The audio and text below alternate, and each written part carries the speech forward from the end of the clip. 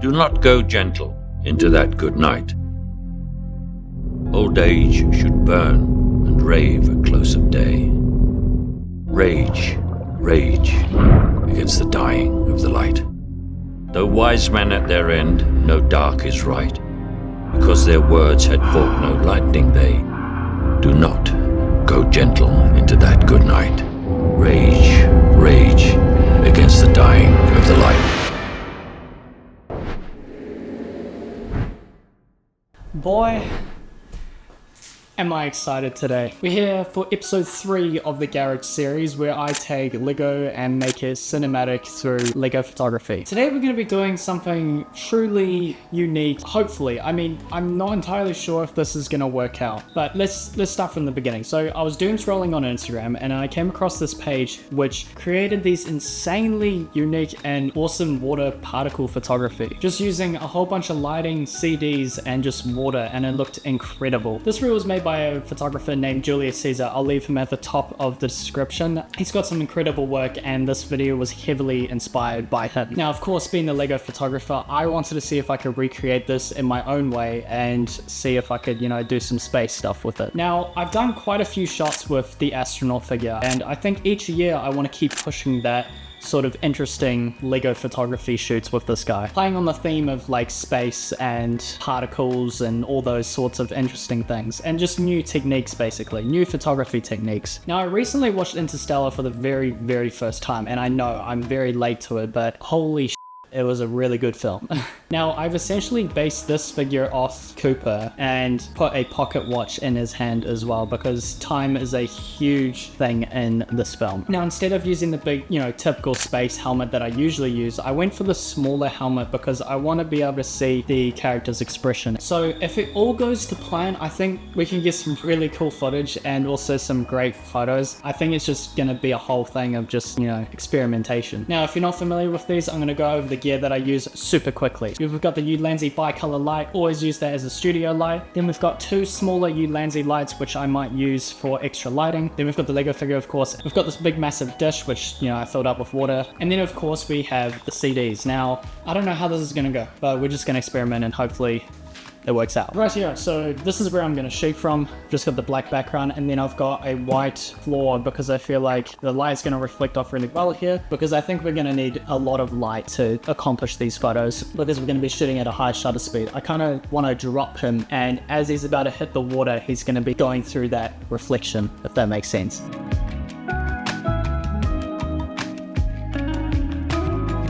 Right, I think we've got the setup. Now, I think it's just going to be a matter of just trial and error. Just shooting a crap ton of photos, seeing what I can do, and just experimentation. So this should be interesting.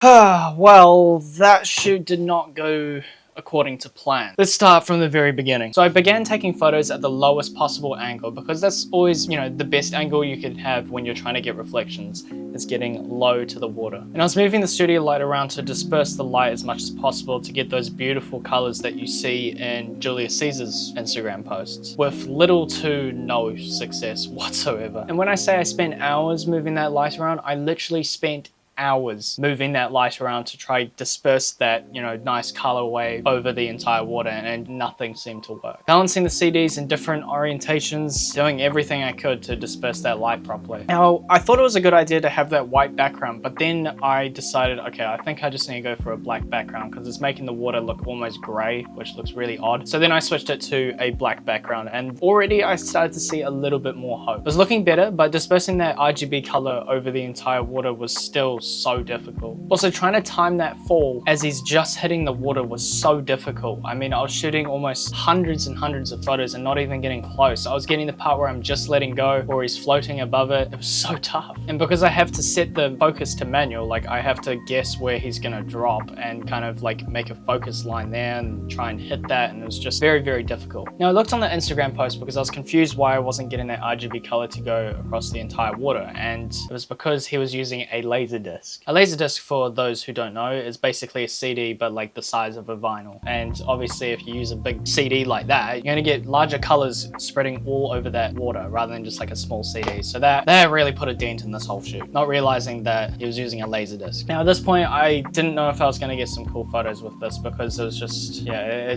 my patience was really getting tested. I've been shooting for almost 4 hours at this point, trying to get a really cool photo. Now this part isn't sponsored, but I am reviewing it for an Instagram video, so feel free to go follow me on that. I tried out the Nisi macro lens. This is like a macro lens converter, and I use this to almost get closer to the figure while also keeping the same distance. Let me explain. So I could have my tripod in the same area, but then once I put this on, you can just see, you can just see it gets closer, right? I basically use this lens to get closer to my subject while still being quite far away, which is really great because when you're throwing that figure into the water is jumping onto the lens and I have to clean the lens over and over again. So the further I can keep that camera away, the better. The next thing I changed was I put 2 more Ulanzi lights in. So I put one up by the top of the water and underneath to, you know, give it a little bit more color. And this is where I really saw some progress. And it was this image here that blew me away. As soon as I saw it, I was just like, okay, it's not exactly what I was hoping for, but it is close. It is still a really cool image. So this photograph was one of the first promising starts to this shoot. Colors look great, and also the position he's in makes it look like he's floating through space, which is really cool. So really happy with this image. And then once I realized I got the lighting correct, I kind of started playing around with this idea of like dunking him in the water like over and over again and just letting that water just like hold on to him as he's like going up and down. I was holding it by the pocket watch, and then later in Photoshop I removed my hand out of it and I was able to get this image here, which makes it look like he's been pulled into the water, which just looks so cool. And I think these images just look a whole lot better with an expression. Like those past photos that I'd done, I'd always have the astronaut like helmet on. And yes, it's like iconic, and just having an expression from a figure just makes these images look really, really cool. It just provokes a little bit more emotion into the image, which I'm really, really happy about. And I posted these on my Instagram and people loved it, which was really cool to see. I kind of created it in a way that it makes it look like he's, you know, floating through space and then he's slowly getting pulled into like this abyss almost. Image here is really cool as well because like that light that I put underneath the water almost looks like an eye looking at him, and it's like pulling him in, you know? It looks really cool. Probably one of my favorite images is here with the watch. Like he's just holding the watch and the water's like all the way around it. The fact that the smaller hand is dead in the center and it's like, that is literally the watch right side up. It is perfect. And the fact that you can see enough of the watch to understand what it is, and there's like enough water going around it encapsulating it, looks so cool. And the hole in the CD almost looks like a black hole, which is just so cool. This series of images with the astronaut was really, really cool to see. And I'm really glad that kept going because I was very close to giving up, because I started when the sun was up and I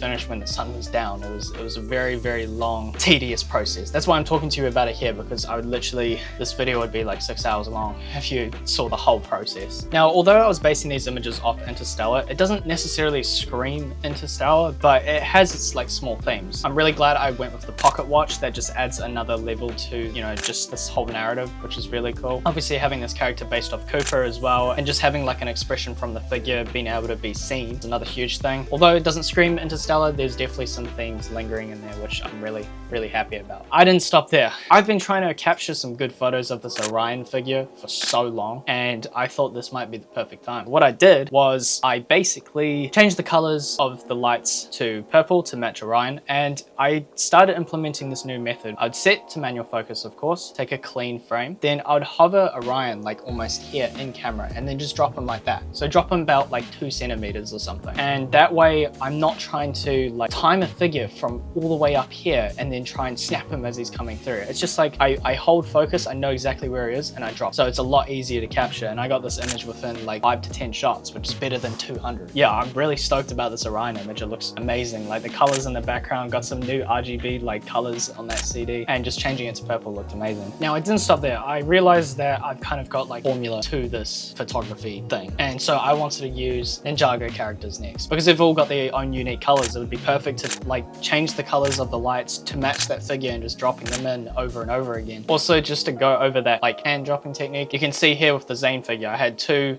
shots. I had the clean frame and then I had Zane being dropped by my hand. And on the clean frame, I created a mask. I used Control I to invert it so it disappears. And then using the brush tool, I just brushed over my hand and basically make it look like he is floating, which technically he is. Now, out of this series, Jay is probably my favorite. Just like the way he's posed, it looks like he's about to, do a proper fight. And also the water particles around him looks really, really cool. By this point, I haven't uploaded these ninja photos. I'm uploading it on the day this releases, so I'm not sure how people are gonna react to these photos. Hopefully it's good. They almost look like playing cards. It looks really, really cool. So overall, it wasn't initially what I was hoping for, but it did in return create something very, very cool and unique. But I'm genuinely very curious which one you are more fascinated by. If you like any of these images at all, or if there's a particular image you think is really awesome, I'd love to hear that. It's also cool to see like the revolution of the space figure, going from dropping him in the tank, using bubbles, and then here where he's literally floating just above the water. This is going to be a yearly thing, by the way. I'm going to continue to do these astronaut photos, and it'll be interesting to see what I do next with them. So this was the third and final episode of the Garage series. The photos I got over the past 2 weeks have been really awesome. Some of them are not here on YouTube, they're on my Instagram, so feel free to check that out. We will be doing more indoor photos, but it's just because the school holidays are finished, I can now go back outside and places just a little bit less busier. Got some really cool ideas for that. Hopefully fuel prices won't be so expensive. I think I might just have to bite the bullet and just deal with it. I might lose money on these projects, but I think it's always going to be worth it for the photos, honestly. So yeah, all the images are going to be up on my Instagram. If you made it to the end of this video, thank you so much. Always really appreciate you sticking around. Don't know what's going to be next, but